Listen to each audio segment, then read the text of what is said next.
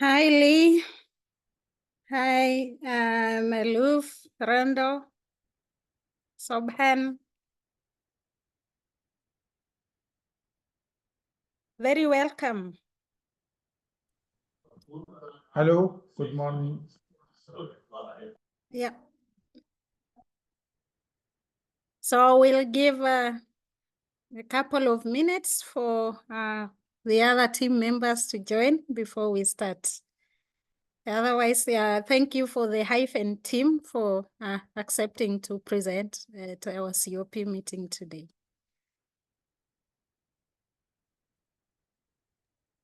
Yes, I think Alexis will be talking, one of my colleagues here. Yeah, okay. But we look forward to talking to you. Dorcas, where do you sit? Where in the world do you sit? I am in Nairobi. Nairobi, okay. Yes.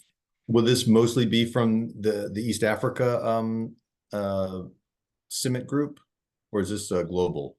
It's supposed to be global. The challenge with that also is the time zone. So some team members might not join because of the time zone. Yeah. Yeah. Yeah.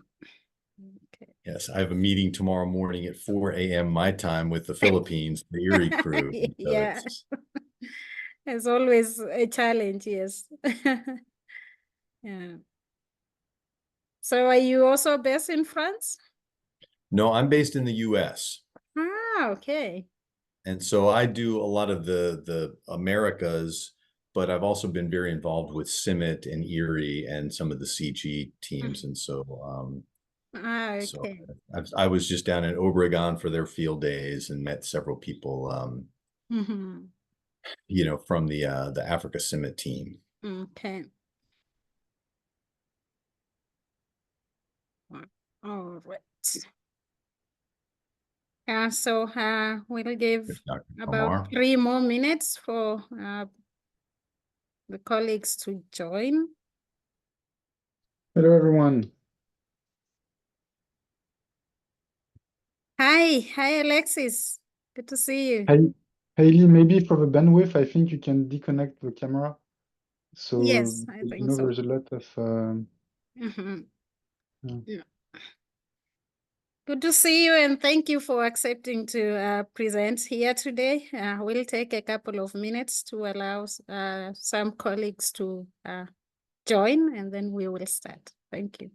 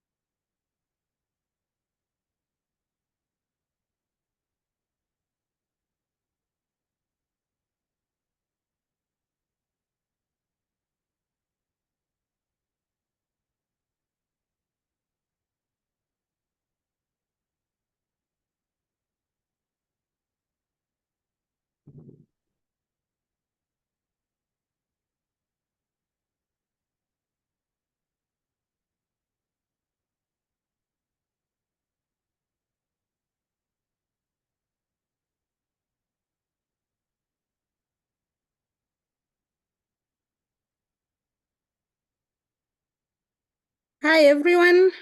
Just 1 more minute, and then we will start. Sorry.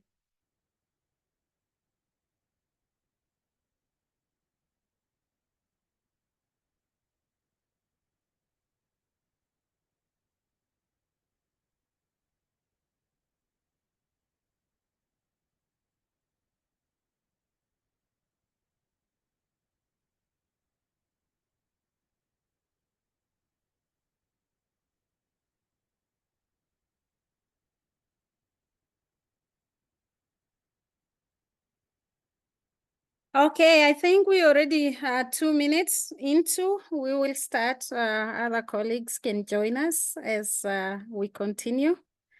It's my pleasure to welcome you all to this month's COP meeting. For our guests, Lee and Alexis, this is our breeding optimization community of practice, where we discuss different topics related to optimizing the different aspects of the breeding pipelines. And we invite speakers such as yourselves to come and share with us what they're working on. And I would like at this time to introduce our speaker for today, Alexis. Just 1 minute, yeah.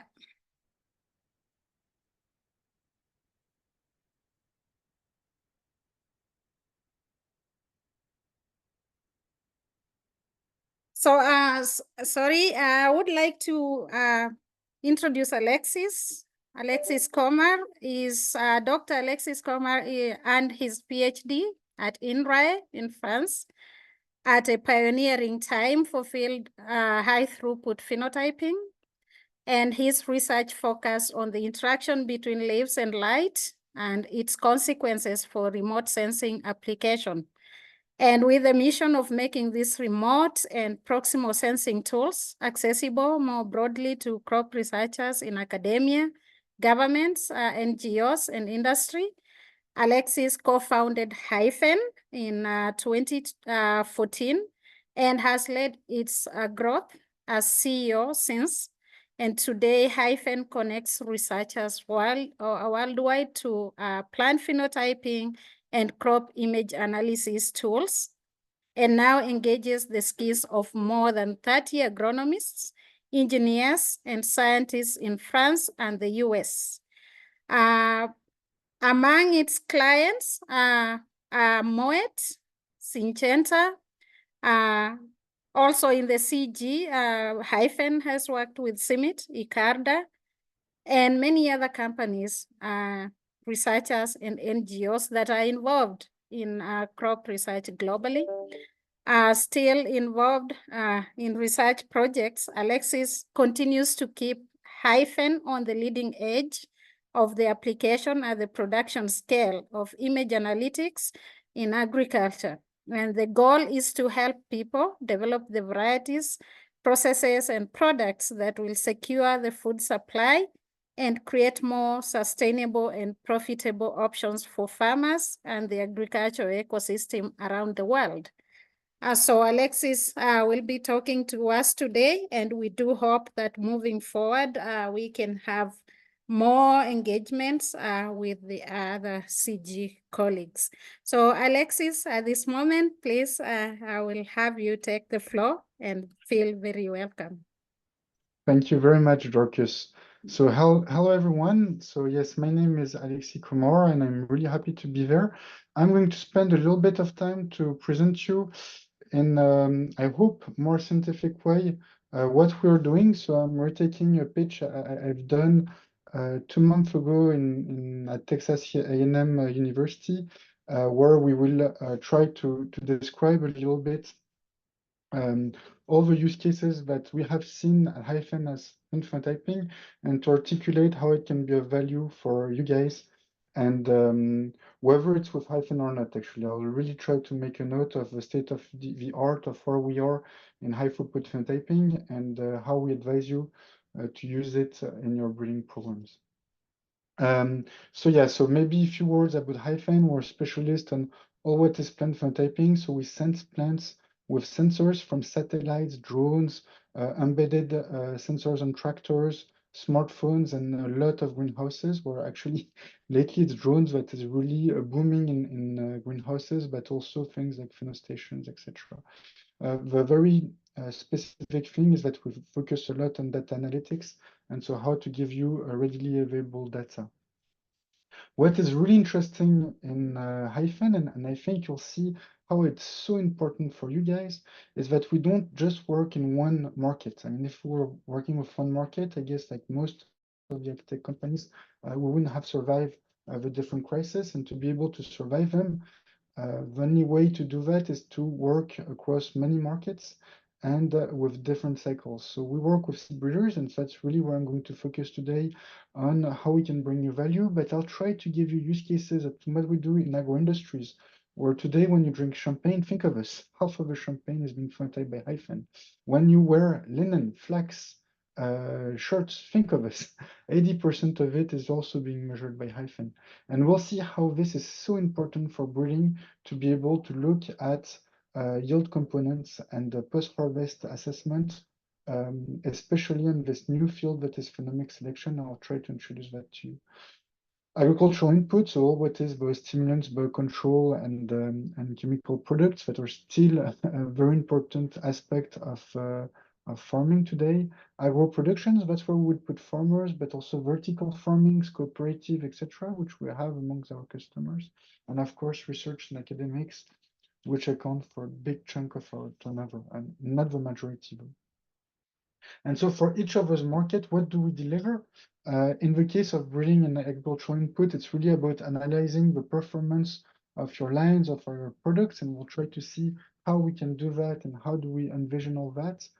For agro industries and agro production, it's really about what is coming into the factory, what is my harvest quality, how can I quantify it, and can I understand the yield component to be able to predict my processes and to be able to know what I'm going to do with which quality and thus increase the value I'm making out of my factories. And academic and research, it's really about not reinventing the wheel. So a lot of people are retrying to do things that already exist for 10, 15, 20 years. And often it's still cheaper to work with a provider that is giving you off-the-shelf solutions that are top, really good technology than to redo it yourself. I mean, researchers can redo everything by themselves and they do it very well, but do they really have the time to do that? It's a good investment of our money. That's what we try to solve for them. And as I told you, we're specialists of data processing, so we really process the data for you. We understand very well how all the types of sensor works with what we call the 6 dimensions of phenotyping. So X, Y, Z, the 3D point clouds, orientation, how occlusions works depending on this 3D point clouds, wavelength. Are we more in the near infrared, in the visible, in the thermal, in the longer waves like radar, etc. And finally, time. Plant can change very fast. Fluorescence, by example, I give it signal and I have a signal coming back in a very short lapse of time, and time is a very important component when you sense. We are able to go into up to applications, but that's generally our customers, and we'll see a little bit how we do that. Our product, so it's really about processing your data. So we can either have phenoscale, where we just process data that are not made with our hardwares, whether it's drones or satellites. Phenomobile, where we are selling you some system that you can embed on tractor. Icada is having one, and it's really important. Phenostation, which we're going to use more in greenhouses. You'll see some application. Icada 2, but one from us. Coming soon. So now we're quite sure it will be released in November. It's the Literal, a handheld system that will allow you to do relatively cheap phenotyping in basically everywhere. And pheno research, so it's to develop new traits, new method, new markets, depending on your need. Yeah, so I'll go very fast on that, but when we speak about measuring plants, you can try to describe what you measure and how you measure it. We are using a platform which is named Cloverfield, and I'm going to demo you right away Cloverfield. So I'll take the time to open a browser. So here's Cloverfield contract, it's demo contract. Let's, because I like that, take strawberries in California as an example of for the demo. So here you can see breeding trails for strawberries. So here you can see the different traits we're able to compute. When we're going to click on one trait like plant by volume, you'll see the different colors. Here's a small by volume, and here you can see an image, the extraction of this image of this plant. If you're clicking on another plant, you'll see another one. Each time you click on a plant, you see all the traits that we calculated and the important one. If you want to understand what are the traits we're able to have, please drop me an email and I'll open you an account, and you'll see that we made what we call a glossary where we describe each single trait. We have over 70 traits, so there's a lot. For example, what is a border effect? What is a green cover? So it's important to understand senescence. How is it different from a plant cover? So if we go to plant cover, you'll see that plant cover also includes plants that are senescent. So it's different from a green cover. So we try to define all those things. What is a plant plot area? Why is it important? It's important to be able to have a more precise yield, because if your area is decreasing, it will have consequences. Height is a really good one that I like a lot. Because what's a plant height for us? Well, plant height for us is the highest plant in your microplot, but it's not the average one, it's the highest one. So often, that's why there's so much disagreement between our height and ground truth measurement, because they're not necessarily truth, as you're going to measure the height in one place and not the place that is the highest. Then we're able to do max plant height heterogeneity, so we're able to do some slices of your heights and measure that. We're able to do biovolume, which is maybe a better proxy of biomass, as it will estimate the full biovolume of your macroplot, etc. So once again, we have a really cool glossary where we explain in details what we're speaking about, what is an LAI, what is an average leaf angle, etc. And yeah, and all those images are free to use, so you need to put our credentials that it's Hiphen that did them, but then you can use them in your presentations or in papers. So let's go back to our trail of strawberries. I have it all here. If we want to do some analytics, there you're having the volume. So we have to wait a little bit that the data loads. It loaded. I can see here some strawberries with low biovolume. Here some strawberries with high biovolume. I'll click them here. You can see the differences. I can choose, so this is also low one, this is a high one. I can look at them in big and I can see the different values. If you tell me, Alexis, that's great, all the traits you're computing, but me with my breeder eyes, I can have some traits that you'll never be able to compute. So I want to be able to give my grades, no problem. You click on rate plots and you can put as much rates as you want with your eyes. So you can look at the picture, you can say, hey, this plant looks really good, it's a 4 and the quality is maybe silver, but you can put other types of scores with no problem on all the pictures you want. And for machine learning, we can try to guess what is going to, if you score between 50 to 100 of them, we're able to guess what would be your score on all the other microplots that you have. Is it going to be very accurate? Maybe not, but it's going to be more accurate than random, and it's a good way to be able to select in your nurseries the few plants you will want to see with your eyes. So it's really to increase the number of lines you're putting on the ground, the number of lines you can test, and then to just kick off all the lines that are not worth your breeder's eye looking, and just to focus on what has high value, etc. So that's a little bit what we can see in Cloverfield analytics. If I go back, so I go back here, we can see that we're able to do other things. So I'll take another experiment. By example, I'll take sunflower on a very small trail where there we have modalities. So it's not about any more breeding, but it's about looking at different modalities with different, so whereas when it has to load, because there's a lot of dates, different modalities. So I'll take also plant biovolume. I like plant biovolume. So we can see the different values on the different modalities. You can look at, you can compare your scatter plots. So to compare your plant biovolume with green cover and different things to look at. In there, you can also have a look at each microplot. So maybe plant height is better. Yeah, those are empty ones. So let's take some big ones. If I do that, let's take this by example, and here one other, and the last one here. Go to an earlier date. So here, yes, I'm coming. So here you can see the different microplots where you're at the last date. So you can see that everything is already senescent. but you can go and click on different dates to look at how it grew and how it compare. And what is super cool is there you have one modality is having 4 repetitions, and you can see the 4 reps here, and you can see how they look like. And so you can see there you're having some borders effects, etc.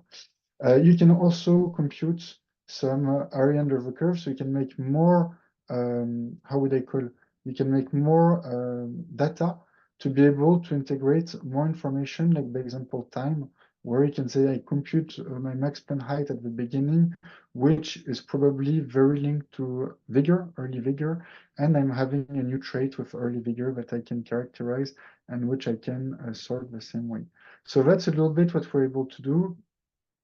To go further, if you want us to do a lot and a lot of flights, here I'm taking any type of contract, a contract where we did 307 dates, so 307 flights that were processing within this contract. We can see that today we already delivered 252. There's on hold, so where we are having troubles because of anything, 23, that there is 12 that were aborted and 20 that are being processed. You can group them by whatever you want. You can group them by places where they have been grown, by countries, by type of crops we're speaking about. You can look at only focus on the one you're having problems. You can see that where we have some problems, we interact and say what type of problems we had, GCP coordinates incorrected, etc. So we really have a real project management to be able to manage massive amount of data with you. If we do all the CGIAR fields, I almost want to say we have contracts where we do more, and we're not that scared about that. You can upload the data, but you can also, and that's really important, work with APIs. So I'll show you very quickly the API. So it's REST API where it's fully documented. The documentation is online. We inspired ourselves a lot on the breeding API, but we had to optimize it a little bit for performance and cost issues. You can read it, and please give us feedback if you want to do it differently. It's highly secured as well. If we go back into the presentation, now that I presented you this thing, let's see how we use that. So yes, as I told you, we have APIs. We also, as we work with the big breeding companies, you might guess which ones. They are very tough on all what is security. So yeah, so we have strong security compliance, which at least help making sure that not everyone can steal us. Security is a tough topic, because if people really want to steal your data and they're coming from a state, it's always hard to be 100% secure. But we are compliant to most of the security protocol existing out there. Okay, now I would like to show you in the rest of the time I'm having 4 use cases that we're working for plant phenotyping, and that is quite cool, and how they are intimately linked together, and how you can try to project yourself from those use cases that we did with some customers to your phenotyping problems. Once again, the cost can go from very expensive to really cheap, and if we work at scale with CG, I mean, prices per sites and per breeding program can be quite low, and we're happy to discuss about that. First one, Champagne. So Champagne is a really funny one. I'll try to just show it to you in 5 slides. Their problem was that they didn't know really what quality was coming in. They wanted to pay the farmers better if they were good quality without botrytis and good maturity. For that, they have wanted to measure the amount of botrytis and different diseases when you're entering into the press center. And their unit was the pallet. So they put grapes, because we're in France and there's a lot of legislation. You put your grapes into a box, and in this box, you cannot take it away until you put it into the press, which is 12 tons.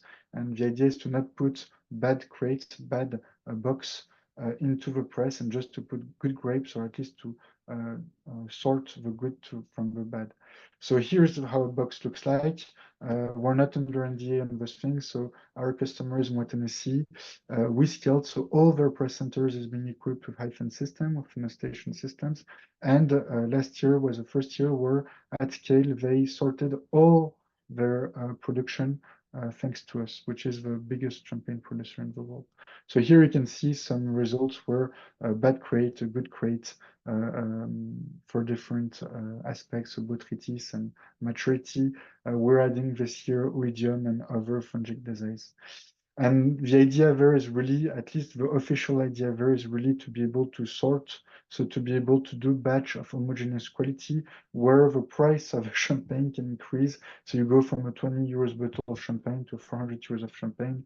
Other use cases that you can think about is, by example, paying more people that are bringing quality, finding farmers that are making better quality and letting the other farmers to their competitor, etc., etc. And all that is being done with Phenostation. Phenostation is one of our products that I described you, which is able to do real-time measurement of that. So we are able to process all this data in 0.2 seconds using AI algorithm and a human-in-the-loop approach where we can have predictive support. All this is millions of images that are acquired, processed, and sorted in 2 weeks, and it's worth hundreds of millions of euros or dollars worth of communities that are going through it. So you don't joke when you do things like that. And so there it's all the pipeline that is being described. So those are the system. I think there's 6 of them working at the same time. You're having monitoring dashboard allowing you to see if the models are working well or if they are not. If they're not, it's because there's some shifts. That means that the types of images that are being taken were not in the training data set of our AI learning, which means that in just one click, you can throw it into another platform to annotate it. You re-annotate it in 5 minutes, and then you push it back into the general data set for training. You retrain your model. Normally it takes 7 hours. We managed to do it in 15 minutes. And then we validate that the new trained model is as efficient or more efficient than the previous one to not have backward regression and the quality of the models before making a bulk update on all the system at the same time without stopping operation and reprocessing during the night and when we have time all the images with the new model and not the old one, so you have consistent data through time. So this is really was a massive development. Here the interface we're using, they're using it, they're happy. It's a beautiful contract and we're really happy. And why is it so important for you to show you this champagne use case?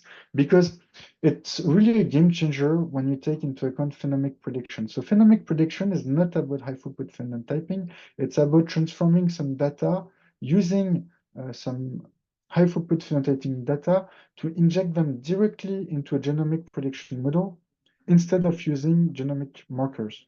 And I'm going to, so basically the idea is I'm having some information of my plant during the growth season.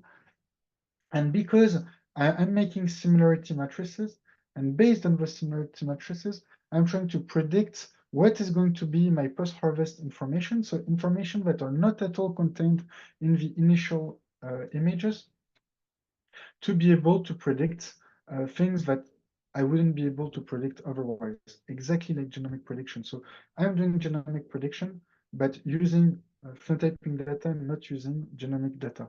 And that's super cool because there's papers. So this methodology has been proposed first in 2018 by Renaud Vincent using NIRS data, so using hyperspectral data. He demonstrated that it was more efficient than genomic prediction on wheat. Seth Murray in Texas A&M demonstrated that it could outperform also genomic prediction using drones. And at the same time, people showed that you could transform image into a spectrum. So instead of using hyperspectral data, you could use an image and do exactly the same things. And the first one that implemented at scale is Hiphen. And today, without undisclosing with whom we're working that, as everything is under NDA, we are already using those methods with breeders and with amazing results. I mean, I really believe that this thing is a game changer. Why is it a game changer? Because it's cheaper than genomic prediction. It's way cheaper than genomic prediction. It's way easier to implement. It can also be used to leverage some speed breeding applications. I won't go into the details today. And in some cases, it can make genomic selection less relevant, at least when you're not having the possibility to have genomic selection or prediction because of cost issues. This is a huge debate. So there's people in UC Davis that are looking at statistics and are disagreeing with this conclusion. I'm really happy to go into the math with you guys if you want on why people are saying it's good or not. To try to summarize it in a few words, it's how do you take into account the environmental contribution? So is it a good thing that so genomic prediction is not taking into account the environment, and phenomic prediction is taking into account the environment? And there's pros and cons on taking it into account. So can we really call phenomic prediction something to estimate breeding values? Maybe not, but is it more relevant for breeding applications? Maybe. It's a huge debate that is actually very hot lately, and it's exciting us a lot. Of course, those are the new things, and phenomic prediction is really the thing that is booming today, and makes me think that my business and Hiphen is going to grow substantially in the coming years. What happened for the last 15 years was phenological-based breeding. Today with ICARDA, we're mixing in our contract, we're working with them, phenomic predictions and water use efficiency, so phenological-based breeding, and I can talk to you a little bit how. Phenological-based breeding is really to say, hey, let's look at agroclimatic traits. Let's try to understand how a plant, let's make isotypes. Let's try to understand how plants are surviving from a biotic or abiotic stress. And let's try to select on those traits that should be quite correlated sometimes with yield when it's a limiting factor, will be not correlated with yield when it's not a limiting factor. And this way we push forward some isotypes that are more resilient to the global climate change or to certain environments. So here I show an example of what we can do on water. So basically, we try to not use crop models because it's a little bit too complex, I believe, into using a breeding program. So we try to use easier model like water balance model and ETP, so evapotranspiration assumption using FAO algorithm. In the case of ICARDA, by example, as they have a lysimeter, we can recompute all those information. That's what we do with them. And the idea there is to say we need to disentangle the different effects. If a plant is having a strong early vigor, like you can see it here, it will transpire more. As it will transpire more, if there's less water, water stress will come faster, but it will come faster not because you're having stomatal conductance issues or things like that, but just because the plants transpire more at the beginning and use all the available water that it had in the ground. Conversely, a plant that is having a low early vigor will transpire less, and thus water stress normally will come later because there's still water that the plant can come. What is really interesting is to try to find the genetics that are supposed to stress, so that are supposed, by example, to heat when they're not heating, or the plants that are heating when they're not supposed to heat. So the plants that are not behaving like the models are suggesting. And so you can outline some new behaviors of plants and new traits that are worth looking for a breeder, and that can be a little bit game changer because of leaf angles, because like the Aquamax that Cortiva did, I think 10 or 15 years ago, or other things on tomato conductance and things like that. And so that we worked a lot with some breeders too, to try to highlight all those weird genetics that worth investigating further to be able to have some traits that are really game changer in some resilience to drought or to other types of stress you can imagine. So yeah, it's really about adding information. As well, we don't really work with crop models, but it's exactly the same logic, is to try to stack up the different information to be able to pinpoint genetics that are really behaving in a specific way and that worth further investigation. Okay, so that's some examples of things that we're doing with our platform, with the data we're analyzing. You've seen we can do things with drones, we can do things with phenostations. We can also work on platforms. And before showing you what we're doing with different platforms around the world, I just want to laugh a little bit with you because I've been in the business, and actually I've been in the industry between my PhD that I started in 2009 to today.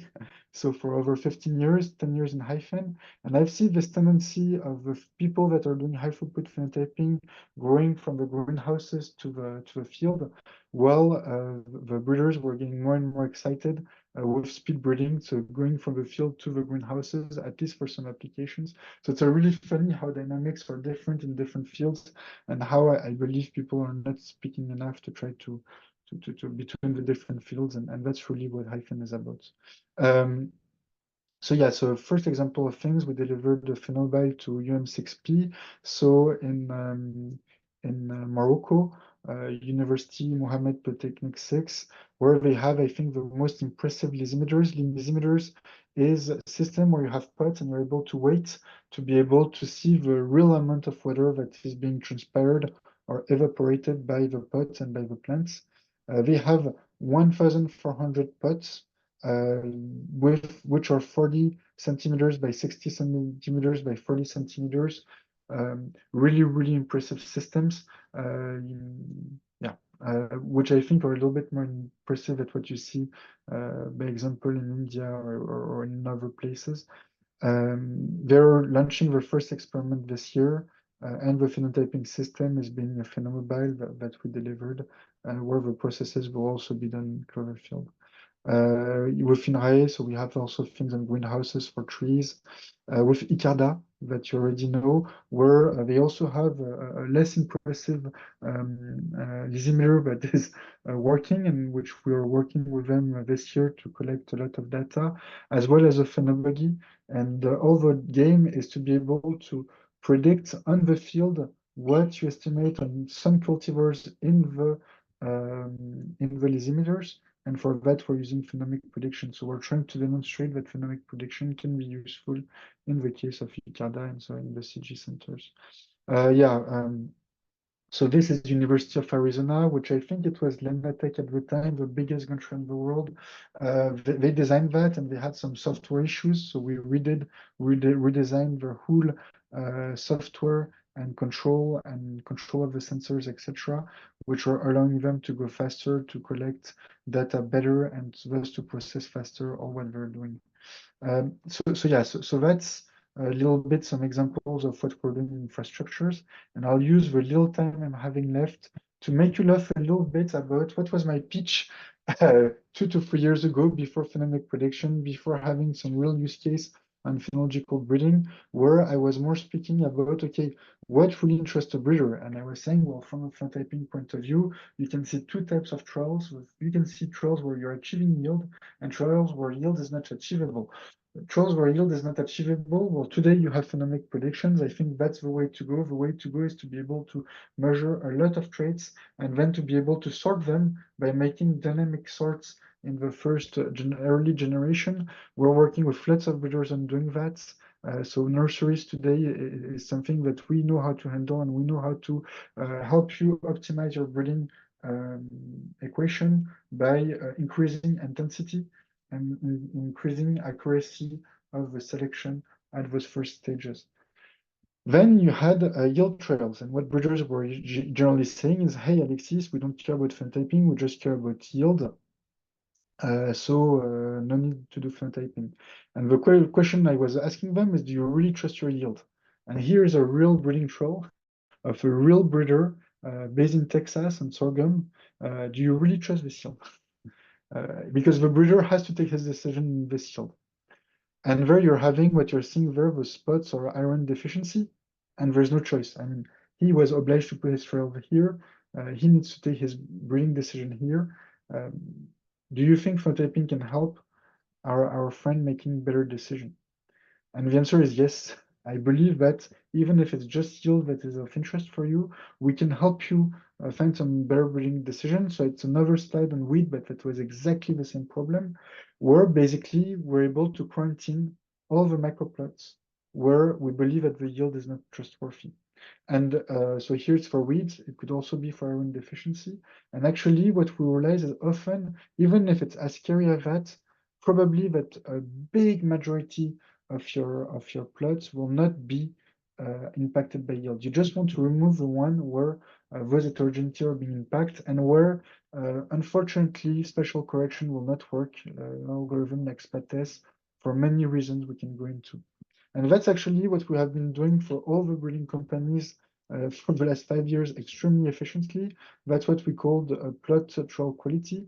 If you go into our glossary in Cloverfield, you'll see a lot of ways to do that. So you'll see like 5 or 6 traits that can allow you to do that. And of course, because breeders are not black and white, they're always gray. They don't want us to say yield is good, yield is bad, or macroplot is good, macroplot is bad, but they want a kind of more subtle rating. So like 1, 2, 3, 4, 5, 6, 7, 8, 9, 10, where 1 is really good, 10 is you have to remove it. And depending on the breeding objective, depending on the analytics, depending on the year, well, they'll choose whether 5 is good enough to make analytics, or if it should be removed, and what about a 6, etc. So there we're doing millions of plots per year, and it works really well. Another thing that is interesting is to correct yield. And so this will really say customer use cases, because it depends on the crops, it depends on the situation, and it depends on everything. The thing that is a little bit shitty when you try to correct yield is that the plant is extremely plastic and is able to compensate for some trouble. So sometimes it's not a very good idea to correct yield. Here in sorghum, it's our customer that thinks it's a really good idea, and I'll show you how he's doing it. So he's looking at the harvestable surface, and here he's saying that, well, this line that didn't emerge probably for a mouse that ate the seed, and it was really at emergence, well, we'll just remove it from our harvestable area. And so the real yield is the yield harvested divided by 79%, or taking out the 21% that where I have no plants. And you can generalize that. You can generalize that by saying yield is the weight you harvested divided by the surface. And the surface is not constant from one microplot to the other, which is often an assumption you're doing, but is not always true. And there's lots of ways to estimate the surface area you're harvesting. And I'm really happy to discuss that crop by crop with you. Yeah. So that was a little bit examples I wanted to show you of what we're doing with high throughput phenotypings. All your ideas, everything is niche market. We're here to help, and we're here to scale with you. So we would be really excited to work more massively with CGIAR. We have some nice contract with CIMIT regarding plain phenotyping in Obregon facility and research centers. We're having nice contracts with ICADA a little bit around Africa using Phenobogy and the Lysimeter. We worked by the past also with ICRISAT, and we're really excited to do more and to be able to structure a model. To speak a little bit more about Hiphen and just to slide, Dorcas, and when I give you back the hand, we're 10 years old. We are 10 years old, so we're not a startup.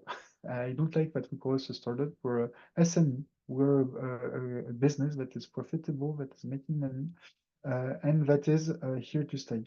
We're 30 people today. We are also based in the US, so we made a US subsidiary. We bought Slant Range, so we bought another high throughput phenotyping company. And today, I don't think there's that many players to whom we can outsource that is having such capacities as us. Why? Because it's a relatively small market, and I'm not sure there will be hundreds of players at the end of the day. As I said, we're having a platform, but we're also able to work on all your topics, and please reach out. And now it's time for questions, and thank you, Dorcas, for giving me the floor and being able to present all what we're doing today.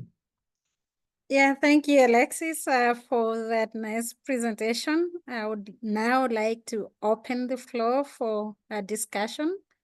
So if you do have questions, please go ahead. Raise your hand and I'll give you the floor. Ephraim, did you have a question? Yeah, I have a question here. Good evening or good morning, wherever you are now. It's a very good presentation, and I think I met Alexis before somewhere in a conference. So I'm here at ICRISAT headquarters in India, and what I want to ask is, most of the phenotyping platforms or technologies I've seen are mostly for above ground organs, then I want to ask whether you are planning or did some progress in phenotyping below ground organs. Thank you. Okay, so below ground phenotyping is, I'm not sure, I mean, it depends if we're speaking about high throughput or low throughput. And it depends if we're speaking about greenhouses or field phenotyping. So in the field, there's a lot of work that is being done about root phenotyping with systems you're going to put on the ground that are very low throughput. And today, people like Hiphen are more trying to phenotype above ground plants and assume, because we see the state of the above ground plants, what is happening within within the soil. Phenomic prediction, as I presented to you, might be a good way to infer what is happening in the soil. So I'm super excited to do with you some phenomic predictions on soil traits. So, you know, to have a way to measure couples of soil traits in your breeding program, and then to assess how those traits could be inferred using above ground phenotyping and similarity matrices. So that's the first thing, that's the way we go in the field. And then when we speak about the greenhouses, there's lots of companies, and I can advise you some other companies doing high throughput phenotyping with Resultbox or stuff like that. And we're really happy to help if there's some problematics they haven't solved. I hope it answers your question. Yeah, this is interesting. Just a very quick follow-up question. If, for example, as you know, I'm the head of breeding program here at TPSAT, and my question is, if I wanted you to give me some advice and maybe invite you at TPSAT for advice on phenotyping, for example, sorghum crops, particularly in the field, what are your conditions? Do you have a preconditions for giving advice to single breeding programs? No, today we don't have preconditions. I mean, what I would invite you to do is we can plan a half an hour or an hour meeting so that you explain us your problem and what you would like to measure, etc. Then I guess we would make you, then depending on the problem and how you would like us to help you, we can make you a quote, and then we take it from there. What I think is interesting, and with some people that are here in the audience, is how does CG finance such a thing, and would it make sense to do it for all the programs of CG or just yours? Those are things you have to figure out, but for sure, at least advisors, we're happy to give them for free, and just drop us an email. And if we can help you further, for sure we can give you a quote, and we'll try to be as precise and at as reasonable cost as possible. Yeah. Very good. Thank you so much. Thank you. Eduardo, please. You're on mute, Sure. Eduardo. I know, I couldn't unmute. I had a message from the Zoom call. As you mentioned, Alexis, you know, phenomic prediction will not give you breeding values. You know, actually predicting a phenotype is not the job of the breeding programs in many cases. It's more a product development area. You know, mostly because, as you mentioned, you're predicting the macro and micro interactions. You're predicting a phenotype, and some of the breeding programs, you know, at least a big component, especially in the CG, needs to predict breeding values, which is removing all the noise and the interactions that you are predicting with phenomic prediction. So I guess, you know, in the context of the CG, which is not product development, since that part is actually for the NARES partners, I'm wondering, what is from your perspective, the space for phenomic prediction given this problem? So, good question. My feeling is breeding values is not always very well defined, and it's a little bit different. I mean, first, breeders are fighting a lot on that. I mean, I depending on who you discuss, people are disagreeing a lot from one company to the other. if you're breeding for one giving environment, I do believe that actually it's better to take into account the environment directly into your prediction models. And that's what happens a lot with vegetables, by example. So where we're starting to make nice business directly for the breeders is people that are breeding for flowers, veg, or stuff like that, which are breeding for one market and one specific environment. And there, they don't really care about removing the environment. On the contrary, we're happy to integrate it directly because all those new varieties are not made to be grown somewhere else. Then you're having indeed the big companies like Corteva, Bayer, and all that are breeding for wheat, for corn, by example, and they want to have the same genetic across all the world. And there, I agree. If your objective is to have the same genetics that is going to be the most efficient around all the continents and multi-environmental conditions, etc., genomic prediction phenomic prediction is maybe not that relevant, and this is without question. So my answer would be phenomic prediction is probably the most relevant today in small breeding programs that are focusing in one market, in one environment, for one specific needs. And that's really what is veg about. That's really what is forgotten crops about. And the cool thing about that, it's where generally genomic prediction is not possible because it's too expensive.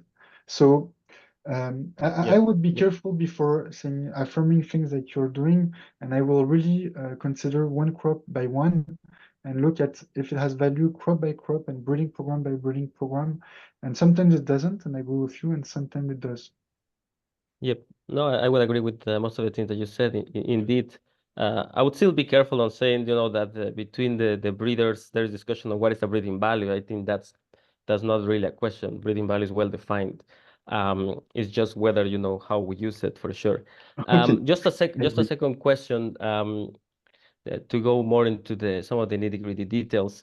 Some of the applications that why genomic prediction has been relevant for several programs is because we want to predict before something touches the field, whether it's by seed chipping or very quickly in the greenhouses. You want to make sure that you can predict something and don't send it to the field, because what you want to save is the cost of planting the trial.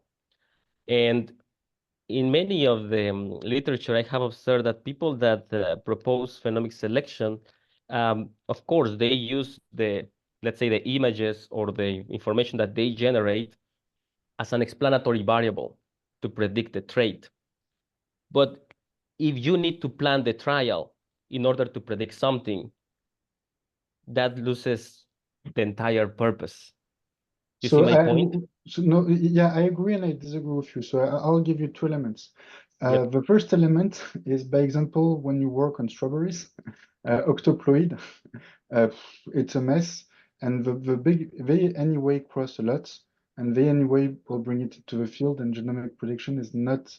They're trying to do some. They all disagree once again, and that's where phenomic prediction, by example, can be really, really useful on some really complex crops where yeah, that's the first thing. The second thing, I agree But with you. Can you expand on this one first? I mean, why does phenomic prediction would make it less complex? It doesn't make it. Because you're measuring the plants and not the genotypes, and so it's very cheap. We're flying drones, and we're able. So their KPIs is, by example, they're able to cross as much plants as they want, but they are not able to evaluate more than 10,000 per year. And today, with phenomic predictions, we're putting 30,000 on the ground, and they're just evaluating 5,000 because we're eliminating 25,000 of them just through 5 drones flights. And we checked whether they were not as good as the 5,000 where the breeder's eyes was still relevant. And it's really yeah, Alexis, but maybe that's the point that I'm trying to make. Have you come up with the numbers to see what is the trade-off? Because the point is that, you're, let's say, paying the $8 or $9 for the genotyping sample, and that's your cost. You don't have to run the trial. But once you say, I'm going to do it with high throughput phenotyping, you have to put the trial. And what is expensive is to go to the location, to use the machinery, to fertilize it, to, you know, Yes. do the But irrigation. once again, today the phenomic prediction we're doing is often on crops where there's no genomic prediction. So those comparison that you're saying is I agree it's relevant. We're doing that for the last year, so we just have 1 year experience on that. So, and today, where I managed to sell that and where breeders are enthusiastic is places where you're not able to make genomic prediction for many reasons. So I'm not able to answer to your question there. We are starting a project with Renaud Vincent, so I just signed the fact that we're doing it, where we're trying to predict. So the project is, his project is to try to predict what a hybrid would look like. So, you know, we're making phenomic predictions on the parents. So it's on corn. We'll make some phenomic predictions, so we'll capture some data on the parents, and we'll try to predict how the hybrid is looking like, exactly to not be able to put it into the field. So that's a project that we'll do this year, but that is going to be sown, that is being sown currently, on which we will do some drone data, but also some NIRS and some cut plants and take pictures of the whole plants. I must admit that Renaud explained me once the way he wants to predict the hybrids based on the parents, which is just modeling, classical modeling.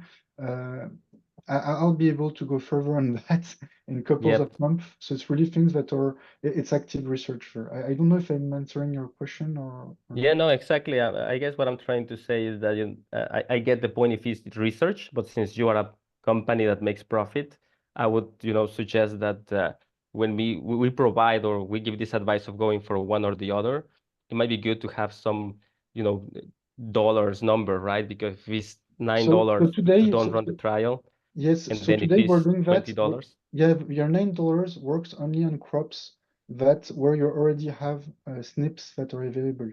Most of the crops where we're doing that, there's none. So, and it's too expensive to start it. It's too expensive to do.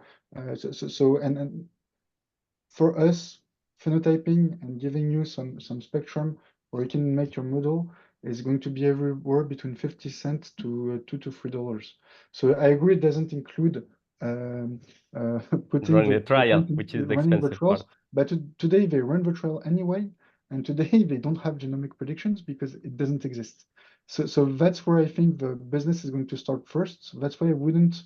That's why I'm saying genomic prediction is maybe it might make genomic prediction less relevant, at least in the medium term, because there's none. And so instead of pushing on genomic prediction that is really expensive to start, you can start to do some phenotyping and have some things that are almost as good, especially on niche markets. Today, when you're going into some crops where you're already having some genomic predictions, phenomic prediction is being seen a little bit differently. It's still some research topics to see how you can maybe combine both to have more accurate models and blah, blah, blah, taking into. But yes, I agree with you. Head-on comparison with genomic prediction today is still active research and not company stuff. Where we're focusing today is on all the crops where there's no possibility to do genomic prediction today.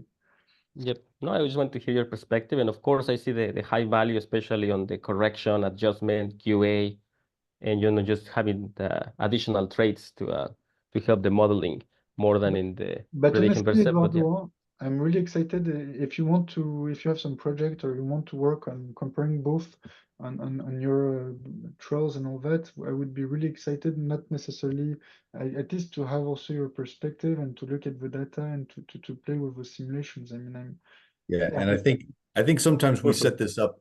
Sorry, this is Lee. I'm jumping in here. We set this up as a comparison between the two, and there's reasons to compare them, but there also may be some complementary aspects to engaging in both the processes and understanding how they might inform each other. Yep. And no, and I don't make these comments in, you know, for the sake of just contradicting, but I like people to also see different perspectives. But I'll stop there because I think there is other two questions. Okay. Can I jump in just 1 second here?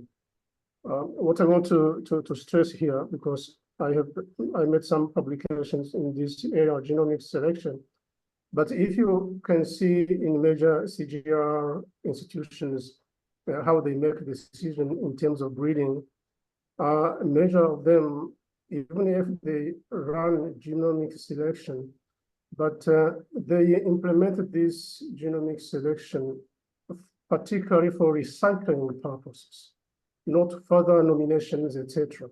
So then maybe I guess here, even if I'm not here to compare genomic selection, but if you want to go for nominations, for example, beyond stage 2, for example, genomic selection is not a panacea at this point. Maybe further investigations are needed for streamlining these.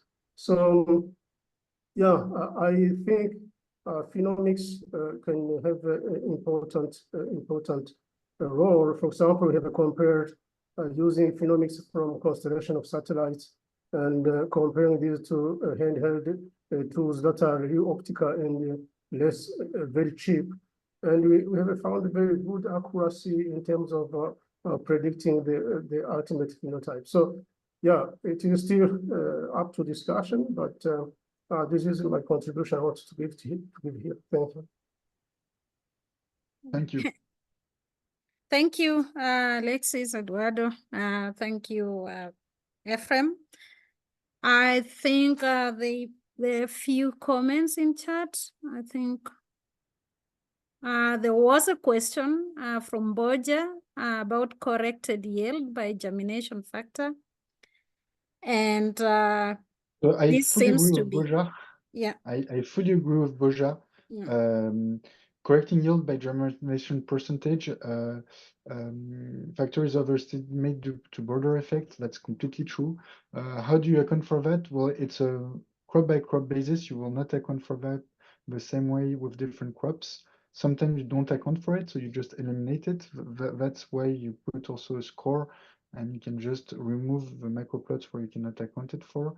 And then every breeder has a different strategy to account for that, which is often empirical methods. So you're completely right. There's no magic wands with phenotyping. There's just way to be able to have a little bit more accurate yields than what you would have without it, and to be informed if there's some microplots or some lines that are looking really good, but that you're having some problems with germination or whatever, to know that something happened and that you need to take the data with care. But yes, he's completely right. Yeah. Okay, so maybe I'll take the last question of the call. Alexis, I think as you have seen, our ambition is, of course, to do both genomic selection as well as phenomic selection. To be able to do better genomic selection, we need to improve our phenotyping. And we're looking for phenotyping solutions to have this phenotypic data to train our models and things like that. So at the moment, the general view is for combining both phenotypes and genotypes. We do have other crops. I think this was asked before, but I thought it had something to do with the roots. But we do have root crops as well, where the yield is actually underground, not above ground. So would you be, or have you ever explored solutions for such crops? So we have big business with potatoes, by example. So what is root and tuber, and I mean, potatoes and sugar beet are the two ones where we, there's significant business being done by Hiphen on those crops. Once again, we're looking at above ground biomass, but at the end, it's really biomass accumulation. Biomass accumulation can be calculated through agroclimatic traits, so you can have some quite accurate measurement of what is happening in the roots by looking at the aerial systems, especially through APAR, so absorbed photosynthetically active radiation, above ground biomass, etc. So that's the first thing I can tell you. And then through phenostations, we're also able to measure, and there we're having projects starting to measure the potatoes quality. So once potatoes are harvested, if you want to measure the volume, the shape, the presence of different germination within the potatoes and things like that, well, you can use a phenostation where we're measuring that. We also measured a lot of sugar beets with all the roots that are coming out of it. So we can help you on post-harvest processing, and we can also help you on yield prediction on top of normal phenotyping that I described. Okay. Does that answer your question? Yeah, thank you. I think we are over time, but it seems there is one question from Rafat, if you don't mind, Alexis. Hello, Rafat. With pleasure. Rafat, please. Rafat? Are you muted? It seems that question is not ready for the moment. Okay, no worries. So I want to Well, thank you, everyone. very much for Thank you, the everyone, presentation and for the team for joining. Please keep Alexis engaged as much as possible so he can understand a bit more about our crops and what solutions we can have to improve our phenotyping within our breeding programs. Thank you, everyone. And I would like to Thank close you, the meeting here. Doctor. Yeah. Yes. Thank you, Thanks, Alexis. Thanks, Alexis. Douglas. Have a good Bye-bye. one. I'm looking Thanks, forward to working with everyone. all of you. Bye-bye. Yeah, thank you. Thanks. you. Bye-bye. Bye. Bye-bye. Bye. Thank you, Alexis. This is very well presented.